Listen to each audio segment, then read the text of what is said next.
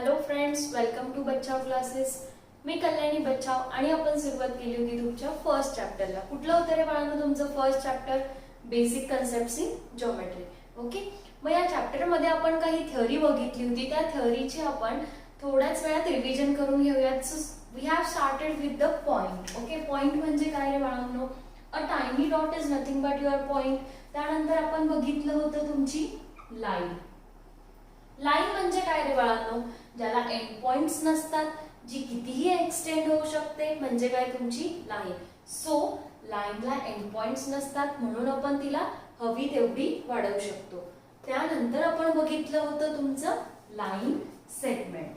Line सेगमेंटला end points असतात. It starts with one point and ends at another point. हा झाला तुमचा लाईन सेगमेंट. लाईन सेगमेंटला एंड पॉइंट्स असतात म्हणून त्याची लेंथ कशी असते? फिक्स्ड असते. ओके, त्यानंतर बघितलं होतं आपण ray. Ray starts at one point and continuously go forward into another direction. आपण एक्झाम्पल घेतलं होतं टॉर्चचं. जर टॉर्च तुम्ही ऑन केली तर त्याचं लाईट एक फॉरवर्ड डिरेक्शन मध्ये जात असतो continuously. So ray starts at one point and continuously goes forward into another direction. The starting point of the ray is nothing but the ray origin of a ray. After that we have seen if I have drawn one point, त्या एका point मधून असंख्य line pass होत आहे. That means infinite number of lines can be drawn through one point. जर तुम्ही एक point draw केला, त्या पॉइंट मधून infinite number of lines pass होतील. मला हव्या तेवढ्या लाईन्स मला ड्रॉ करता येतील त्या पॉइंट मधून जाणाऱ्या. बरोबर. मग जेव्हा तुमच्या एकाच पॉइंट मधून दोन किंवा दोन पेक्षा जास्ती लाईन्स पास होत असतात, त्या लाईन्सला काय म्हणतो रे बाळांनो आपण? Concurrent lines. So whenever two or more than two lines pass through the one point, those lines are called as concurrent lines. आलं लक्षात? त्यानंतर आपण बघितलं होतं ज्या पॉइंट मधून कॉन्करंट लाईन्स पास होत असतात त्याला म्हणतो आपण point of concurrence. Okay, after that we have seen collinear points and non collinear points. त्याच्याही आधी आपण बघितलं होतं if we have taken two points. Okay, हे दोन पॉइंट्स जर आपण घेतले, त्या दोघं पॉइंट्सला जर आपण जॉईन केलं तर किती लाईन्स आपल्याला ड्रॉ करता येणार आहे आपल्याला ते बघायचं होतं. मग या दोघं पॉइंट्स मधून जाणारी मी लाईन ड्रॉ केली. माझी एकच लाईन अशी ड्रॉ होते जी दोघंही पॉइंट्स मधून पास होते. बरोबर. म्हणजेच काय? We can draw only one line which will pass through two distinct points. Okay, after that we have seen collinear points and non collinear points. आता काही एका प्लेन मध्ये जर मी काही पॉइंट्स घेतली आहेत, suppose I have taken some points in one plain.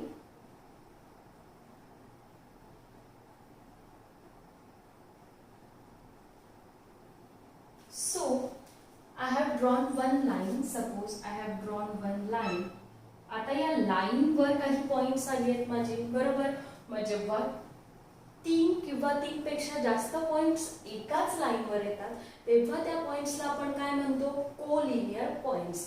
आणि या लाईन वर नसलेल्या पॉइंट्सला काय म्हणणार आहे बाळांनो? Non collinear. जसं तुमच्या नावातच दडलंय की कोलिनियर. Linear means what? एका लाईन वर. So, three or more points which lie on the same straight line, those are called as collinear points. आणि जी पॉइंट्स तुमच्या लाईन वर नाही आहेत त्यांना म्हणतो आपण non collinear points. After that we have seen what is mean by plane. कुठलाही flat surface जर तुम्ही मॅथमॅटिक्स मध्ये घेतला तर त्याला काय म्हणतो आपण? प्लेन. जसं की आपण एक्झाम्पल घेतलं होतं बोर्डचं. बरोबर. बोर्ड कसा आहे तुमचा? फ्लॅट. म्हणजे तो काय तुमचा? प्लेन. आपण एक्झाम्पल घेतलं होतं वॉलचं. वॉल कशी असते? Flat. That means it is a plain.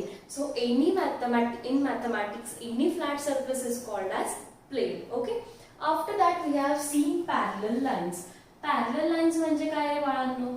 अशा लाईन्स ज्या एकमेकांना कधीही इंटरसेक्ट करत नाही, ज्या एकमेकांना कधीही छेदत नाही, त्यांना म्हणतो आपण पॅरलल लाईन्स. त्यानंतर आपण बघितलं होतं इंटरसेक्टिंग लाईन्स. इंटरसेक्टिंग लाईन्स म्हणजे काय? अशा लाईन्स, अशा दोन लाईन्स ज्या एकमेकांना एका पॉइंटला येऊन भेटतायत, एका पॉइंटला येऊन मीट होत आहेत, so those are called as intersecting lines. Okay, ही सगळी थिअरी आपण मागच्या काही लेक्चरमध्ये बघितली होती. आता आपण बघणार आहोत याच थिअरीवर बेस्ड आपला पुढचा practice set.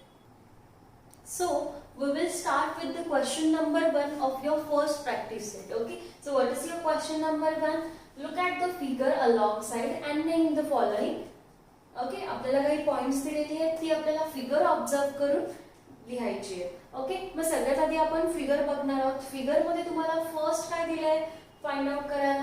Collinear points. We have to write down the collinear points. मग आता कोलिनियर पॉइंट्स म्हणजे काय रे बाळांनो? The 3 or more points which lie on the same straight line.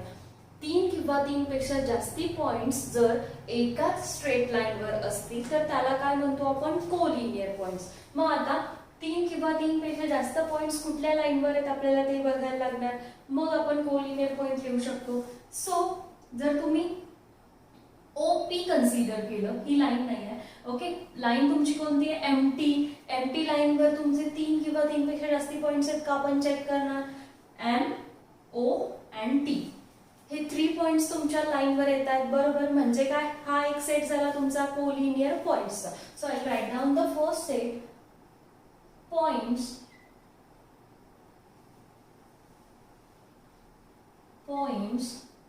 कुठला पॉइंट आहे पहिला तुमचा? M,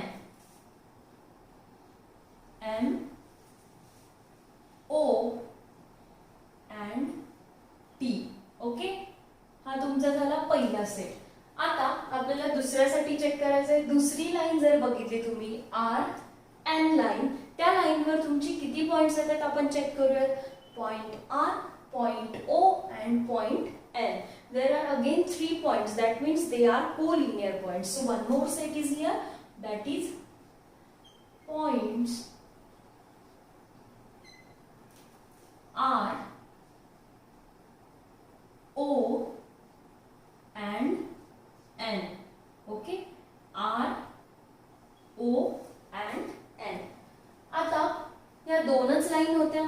ओके, आता दुसरी लाईनच नाहीये तर आपल्याला पुढचा सेट भेटणार नाही. So we have 2 set of collinear point. First one is M T line वर 3 पॉइंट्स आहेत, point M, point O and point T. त्यानंतर RN लाईन वर 3 पॉइंट्स आहेत, point R, point O and point N. Okay, so we will go forward to the next, that is rays. आता आपल्याला या figure मध्ये काय बघायचं आहे? रे कुठली आहेत ती बघायची. रे म्हणजे काय रे बाळांनो? रे starts at 1 point and continuously goes forward into another direction. म्हणजे काय? रेला एक स्टार्टिंग पॉइंट असतो आणि कंटिन्युअसली एक दुसऱ्या फॉरवर्ड डिरेक्शन मध्ये जात असतो. फॉरवर्ड डिरेक्शन म्हणजे काय? रेला एक एंड पॉइंट असणार आहे, स्टार्टिंग पॉइंट असणार आहे आणि दुसरा एक्सटेंडेड एंड असणार आहे म्हणजे एरोहेड असणार आहे. मग आपल्याला या फिगर मध्ये रे दिसतायत किती बघायची आहेत, बरोबर. मग आता जर तुम्ही O हा जर ओरिजिन कन्सिडर केला तर आपल्याला बरेच रेज भेटतात, तर आपण ती रेज स्टार्ट बघूया. ओके, सो OP जर मी कन्सिडर केला, so it will be a ray which starts at origin O and goes forward into another direction of point P. Okay, so जी काही रेज आपल्याला फिगर मध्ये दिसत आहे ती आपण लिहून घेणार आहोत.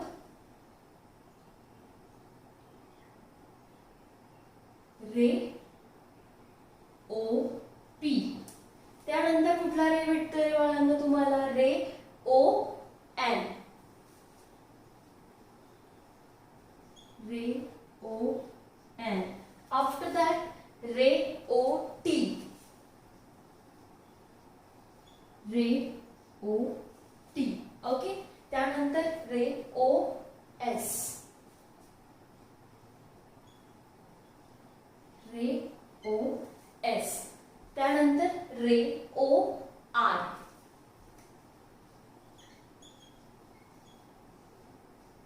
OR.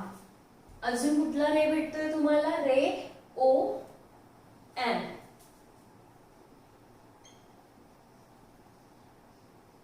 आता रेचे नेम देताना आपण नेहमी सुरुवात कुठून करणार आहे? रेच्या ओरिजिन पासून. Okay, so every time when we have written name of a ray, we have started with its origin and then other point. Okay, so ही सगळी रेज काय होती तुमची या फिगर मध्ये दिलेली आपण इथे लिहून घेतली. After that we are going to find out the line segment which are in this figure. Okay, या फिगर मध्ये जी काही लाईन सेगमेंट्स आहेत आपल्याला ती बघायची. त्याच्याही आधी मला सांगा लाईन सेगमेंट म्हणजे काय. तर बाळांनो आपण बघितलं होतं लाईन सेगमेंट म्हणजे काय, ज्याला एंड पॉइंट्स असतात, बरोबर. मग असे तुम्हाला लाईन सेगमेंट्स या फिगर मध्ये फाइंड आउट करायचे आहेत ज्याला एंड पॉइंट्स आहेत, बरोबर. मग we are going to find out the line segments in this figure. Line सेगमेंटची सगळ्यात मेन कन्सेप्ट काय होती की त्याला एंड पॉइंट्स असतात, स्टार्टिंग पॉइंट आणि एंडिंग पॉइंट. मग इथून सुरुवात करणार आहे मी. ओ आणि पी हे दोन पॉइंट आहेत, बरोबर. ओला मी कन्सिडर करणार स्टार्टिंग पॉइंट, याला कन्सिडर करणार मी एंडिंग पॉइंट. म्हणजे माझा पहिला लाईन सेगमेंट काय झाला, O P. So I will write down all the segments. Segment O P. After that segment O N. इथेही तुमचा काय स्टार्ट कुठे होतोय, तो ओ पासून होतोय, एंड कुठे होतोय, एन ला. So segment O N. After that, segment O T, which starts at O point and ends at point T. दोन end points झाले त्याचे O आणि T. Segment O T. After that, segment O S. Segment O S. Okay. त्यानंतर segment O R.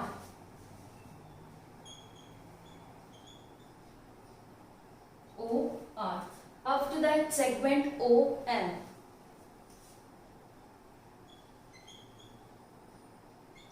O M. Okay. आता बाळांनो तुम्हाला हे M point पासून सुरू होणारा T पॉइंट पर्यंतचा आपण सेगमेंट भेटतोय, बरोबर. मग अजून एक सेगमेंट कुठला भेटला तुम्हाला, segment M T, which starts at point M, ends at point T. Okay. Segment M T. परत तुम्हाला हा एक सेगमेंट भेटतोय which starts at point R, ends at point N. So segment R N.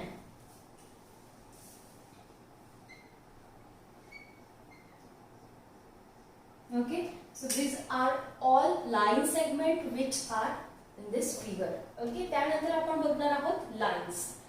आता आपल्याला जी काही लाईन्स या segment मध्ये या फिगर मध्ये आहे ती फाइंड आउट करायची. लाईन म्हणजे काय आहे बाळांनो, ज्याला दोघही साइडला काय असतात, एरोहेड असतात. म्हणजे काय, एक्सटेंडेड एंड्स असतात, ज्याला एंड पॉइंट्स नसतात. सो इथे या फिगर मध्ये तुम्हाला कुठली कुठली लाईन्स दिसतायत. पहिली तर मला कुठली दिसते, line M T.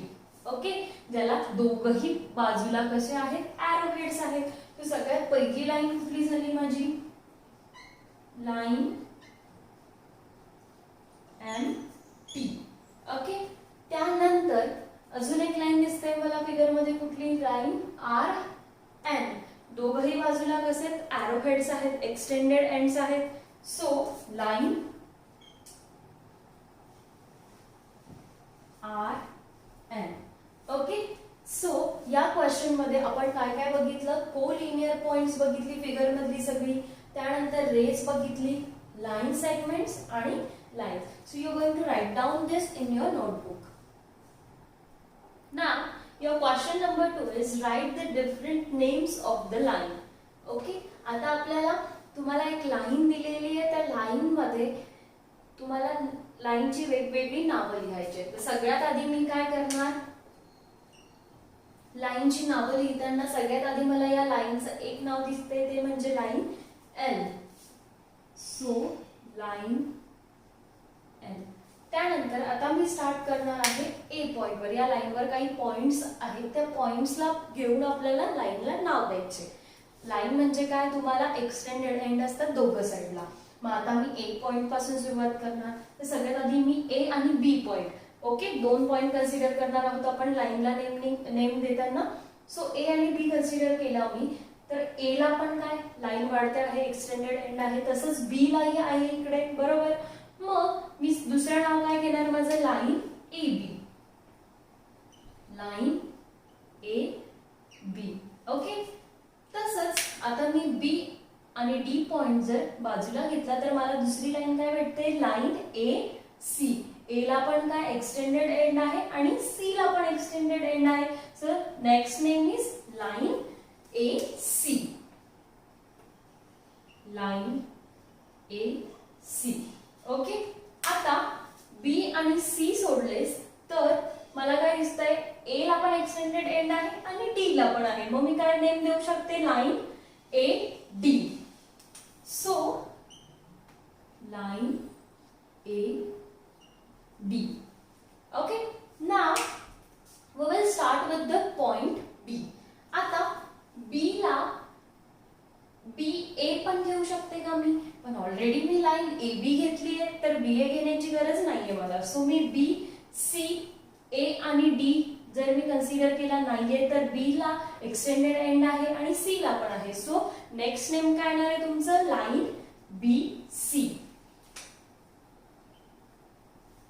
So line B C. Okay, after that आता सी आणि ए नाही असं कन्सिडर केलं तर माझा बी ला पण एक्सटेंडेड एंड आहे आणि डी ला पण एक्सटेंडेड एंड आहे. सो लाईन बी डी. ओके, आता आपण स्टार्ट करणार आहोत सी पॉइंट पासून. मग आता सी ला घेताना आपण सी ए देऊ शकतो का, ऑलरेडी आपण ते नाव दिलेलं आहे ए सी. लाईन ए सी म्हणजेच काय, तुमची लाईन सी आहे. मग आपण ते नाही घेणार कारण आपण ते लिहिलंय ऑलरेडी. तसंच सी बी घ्यायची गरज आहे का, नाही. का, कारण आपण ऑलरेडी लिहिलंय line B C. Line C B म्हणजेच काय, तुमची लाईन बी सी. मग आता राहिली कुठली, तुमची लाईन सी डी. ओके, मग सी ला पण एक्सटेंडेड एंड आहे आणि डी ला पण आहे. So your next line is line C D. Okay, मग या लाईनवर या पॉइंट्सला कन्सिडर करून आपल्याला या सगळ्या लाईन्सची नावं मिळाली आहेत. You are going to note down this in your notebook. बाळांनो, तुमचा क्वेश्चन नंबर 3 आहे तुमचा आवडता क्वेश्चन, मॅच द फॉलोइंग. बरोबर. मग आता तुम्हाला इथे 2 ग्रुप दिलेले आहेत, ग्रुप ए आणि ग्रुप बी.